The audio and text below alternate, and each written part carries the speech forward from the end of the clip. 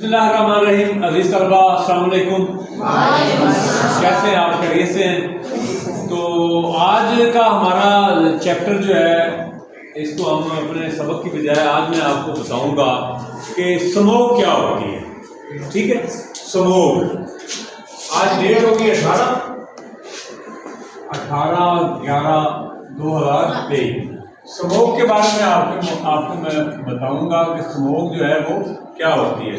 तो आज हमारे ज़िला लाहौर के साथ साथ ज़िला गुजरांवाला, शेखुपुरा, किशोर को कम से कम 10 ज़िला में हुकूमत पंजाब की तरफ से सरकारी तौर पर छुट्टी की गई है और बच्चों से भी कहा गया है कि वो अपने घरों में रहें। और साथ उन्होंने ये कहा है कि आप लोग अपना बिजनेस है, अपना कारोबार जो है वो आपने 3 बजे दुकानें खोलनी है। 3 बजे तक कोई काम आपने नहीं करना।